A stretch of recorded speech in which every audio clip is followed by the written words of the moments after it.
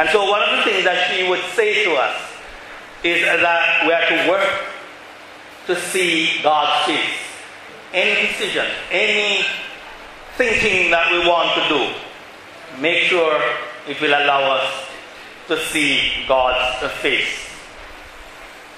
If we look at what hope meant for her, she believed that God who called her to a particular life, I should say that life deals you a hand, and that hand can be a winning hand depending on how you play. And for her, that God who deals her the hand of life was a God who would not give up on her. And so for her, she said that we must not give up on ourselves. We must continue to try, at least make the effort. And once we have done that, then we can blame ourselves because we have done what is expected of us. And charity, we all have a touch of that. Mr. Campbell mentioned her greater cake, her cold water. And one of the things that really warmed my heart when I came back a year ago to visit with her, knowing that she was making that final furlong, turning into that home stretch. I was talking to a parishioner here, and he's younger than I am, and I'm not that young. But he said, "You come to see Miss Gladys?" And I said, "Yes." And he said to me, "I remember her very well. I remember when we used to play up in the infant schoolyard and thirsty, and we would run down the stairs for water. And she knew that depending on the time would come, we could disturb the priest. And she was always the one who wanted a sense of harmony. How do we resolve this conflict? Conflict will happen, but we must not allow it to stay there. We must always try to find some way of making it work." And so she would gather them. "You can only get the water if you decide and you tell me that you keep quiet. And if you do that, then you get the water. You can only get the water if you line up. You can get the water." And they all learned from her that simple way of relating to each other. That yes, there are rules, and rules are meant for something. And so one of the things that she would guide us about, the God of justice is a God who plays fair. But the law of the land is something that we must honor and respect. So walkouts is something we must always avoid. We must not make decisions that are going to lead us into that trap. She was also one that would remind us that we are family. And family must always try to keep it together. We must try to look after each other. And she would remind us that she was from a large family. The last one, the little one, the baby one, and all those above her would strive to look after her. And we must not be any different. Something that we must not take for granted is the lived experience of the family. And so we grew up hearing about the older members of the family. Granny Kate used to say, Granny Kate used to do this, Granny Kate used to do that. Granny Kate would say, and for her, these are not things that we should dismiss, but try to build on them. If I may take the opportunity to talk about my own journey. Please excuse me one second.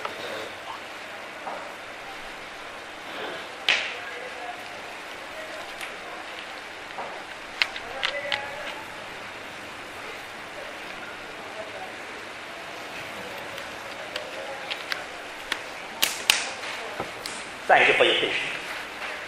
My own journey as a priest. I recall when I made that decision, and it was made with Father Neil ministering to somebody who was homebound, a homebound parishioner. him going in there and bringing the sacrament of the sick and bringing life to a situation which appeared to be one of death. Every time you go into that situation, and we used to do this on First Friday, the person would be in bed, creaking from pain, but Father would do something miraculous, and it would get them up, share the sacrament, and often they would walk us to the gate. And one First Friday, while he was doing this, I said to myself, this is what I'd like to do. I'd like to continue this work. But apparently, when I made this decision, I remember saying it to Father Neil, and he greeted me with one of his precious smiles. He did not answer, he did this and he smiled. And I wondered whether or not he felt it was far-fetched. But some days after that, he said to me, I've spoken to the parish priest about this, and we are going to take it seriously. But then, it was something on my mind. And I used to go down to Aunt Gladys, who, as we mentioned, worked with the priest. And she said, I came down one day, and she said to me, Buster, what's wrong? And I said to her, I know what I would like to be. And she said, what's that? And I said, I want to be a priest. And she went on to say to me, you know, it's a long journey. It's hard work, you know. You will have to study hard. And she said to me that there was a workman, I think it was Mr. Kamika, and he turned to her and said, Miss Gladys, if the boy wants it and willing to work, he can achieve it, you know. He can achieve it. And she said from that moment, she looked forward to that moment, even though she believed that it probably would not be possible in her lifetime. And so when I would go to the seminary and would come back, she would ask, how long left? How long to go? And she would say to me, when I would say, I've only finished a year. She said, only that? How much to go? And I would say, another 9. And she said, Laga, I'm not going to see. But God, whom she trusted, whom she loved, graced her. And I was privileged to be able to see her at my ordination, my first Mass, and on many occasions to minister to her.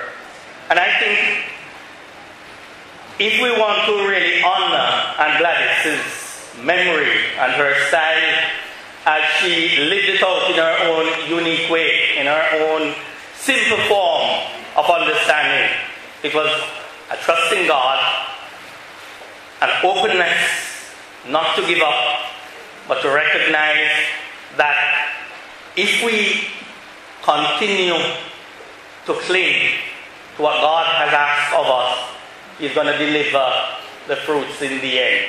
He's going to bless us with a reward.